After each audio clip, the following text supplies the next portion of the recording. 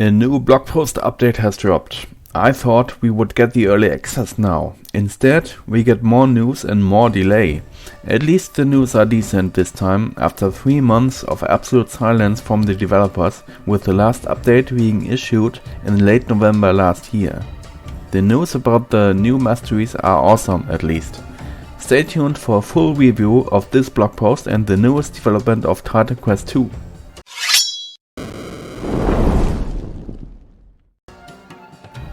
It's really hard to stay hyped for the early access with the most recent news. We don't get the early access as promised this winter. It is a bit of a breach of trust for me, because the devs said that they would deliver and now they are saying, sorry, we need a little more time, but we keep you updated each month now. Oh, and hey, you get a new mastery for early access, Rogue. Cool, right? You know, it's one of the masteries you had in Titan Quest 1, right? The thing is, I was hyped for 2 years straight, right after Titan Quest 2 was announced. Now they are saying it's delayed again, which is a bit of a disappointment. If you are not sure if you can make something to a certain date or deadline, better not promise something that will prove difficult to keep. Maybe Grimlore Games is lacking manpower for the game's development. Their website is packed with job offers for coders and game developers, so it seems they are struggling with finding good staff. This might explain why the game is not as finished as I would have hoped. Compare it to Titan Quest 1 of the year 2006. According to Wikipedia, production began in 2004.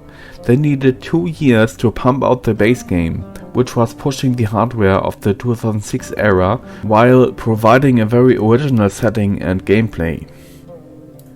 Titan Quest 2 was first announced in 2023.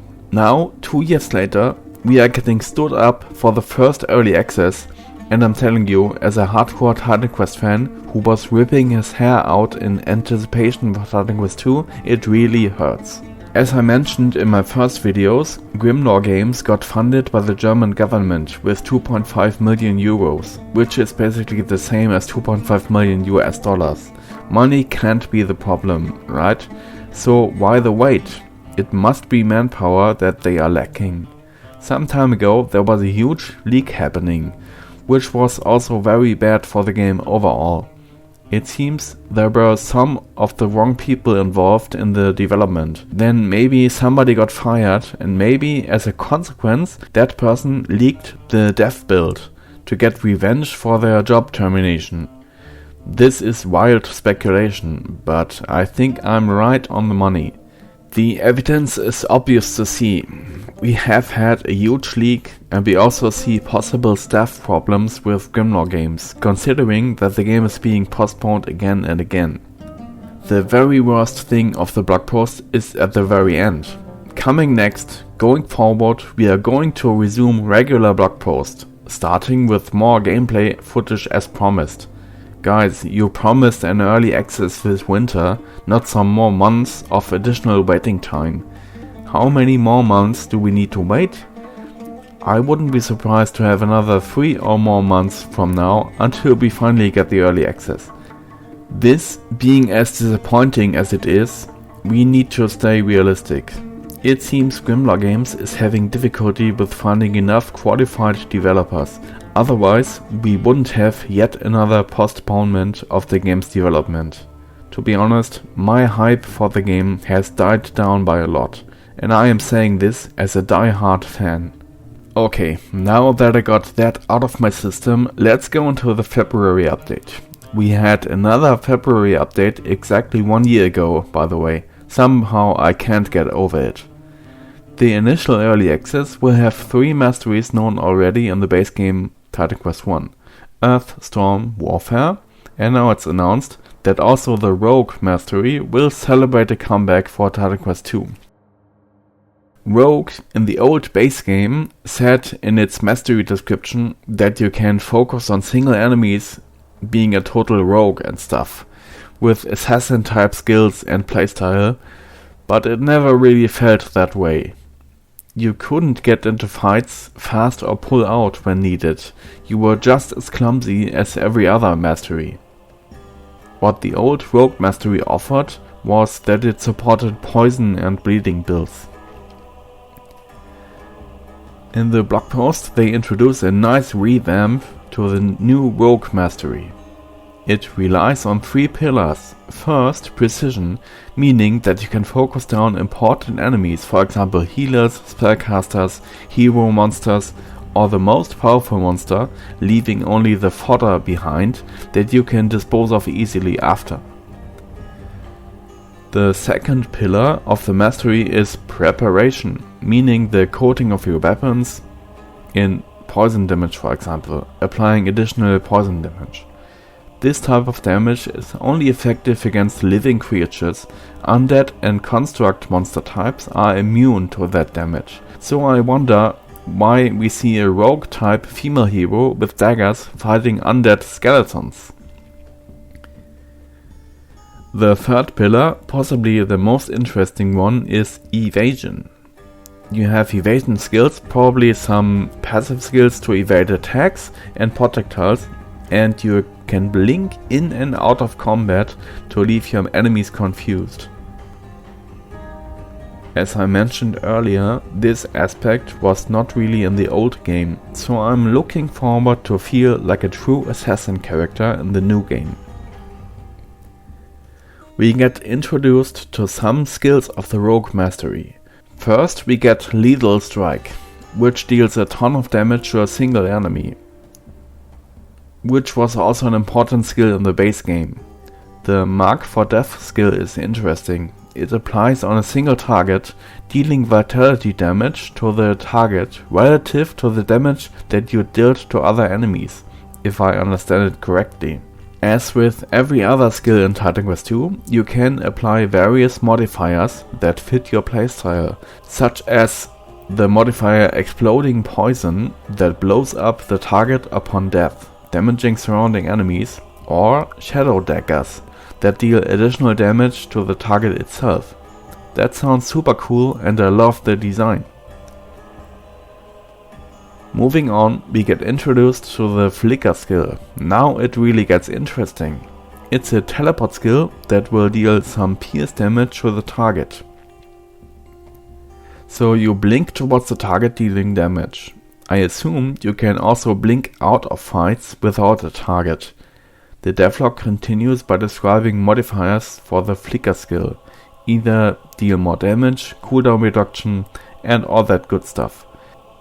The blink mechanic was what was missing in the base game of Titan Quest 1 for the Rogue mastery, so I am very happy that they obviously intend to improve the mastery by a lot. Okay developers, you made it up for me a little after the first shock and disappointment of this update. Next up we get explanation to a skill called Preparation, which boosts physical and poison damage.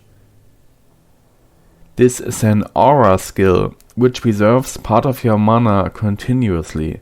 We know that from the base game. For the modifiers, they increase your ailment and critical hit chances, convert your weapon damage to either poison or pierce, or summon shadow daggers upon critical hits to hit your target. Can somebody tell me what the ailment chance means? Maybe we get some explanations in around 4 months in-game, or maybe one of you dear viewers knows more than me.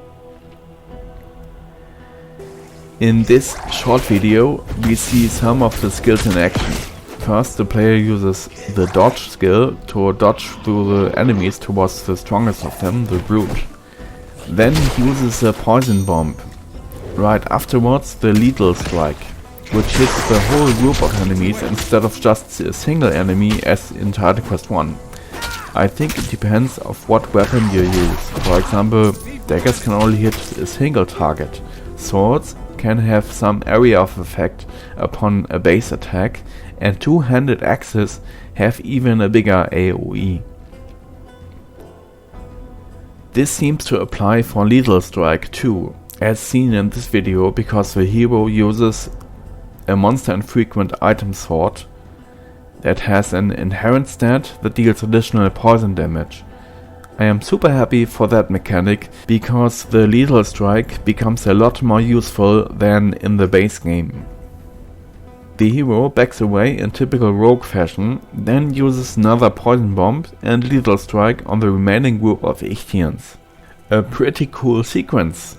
The devlog goes on with: most abilities have a modifier to summon shadow daggers, helping you scale your character with spellcasting capabilities, which comes in particularly useful in conjunction with the Earth and Storm masteries, where the knowledge attributes scaling of fire, cold, lightning and poison damages synergizes some more. Not so sure about that. I thought knowledge is the same as intelligence and it scales fire and cold. This is how they described it before. The cunning stat scales lightning and poison damage, which they call natural damage. This sounds really weird. Either they changed the damage scaling mechanic because the damage scaling mechanic shown earlier differs from what they write in the devlog now. Now they write knowledge scales lightning and poison damage too. Maybe they changed it, maybe it's a mistake, who knows anymore. It was probably a mistake in the devlog. On second thought, it really gets confusing. Knowledge scales fire and cold damage. You need both knowledge and agility to have a lot of cunning.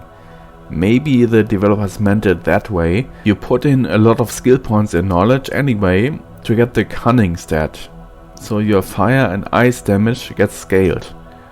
That's why the rogue mastery can work well with the earth and fire mastery for hybrid builds. Putting points in agility scales your poison and lightning damage indirectly, because agility increases your cunning stat, which scales the natural damage types poison and lightning. Wow, is there anybody who is not confused after this? I'm confused myself. We get another cute picture that we were shown last year before. Anyway, the fact that they postponed everything yet again leaves a bitter taste in my mouth, and honestly, it doesn't help much to see an awesome revamp of the rogue mastery. On the other hand, it offers up a whole lot of new build ideas. Focusing on the cunning stat to make a lightning dagger build sounds awesome. If a character has a lot of cunning, a combination of agility and knowledge, which is essential for wielding daggers. My first early access build will be a lightning dagger build of rogue and either warfare or storm mastery. I'm really looking forward to that. The thing is, the developers couldn't keep their word, so I don't expect them to be true to anything they said about possible release times. To be realistic, it seems that everything will be postponed. We will get the initial early access in May 2025 or something, and the real game 1.0 in late 2026 probably. What is your opinion about this whole thing, that we don't get the early access as promised this winter? Thanks for watching, like, comment and subscribe, and I'll see you in the next one.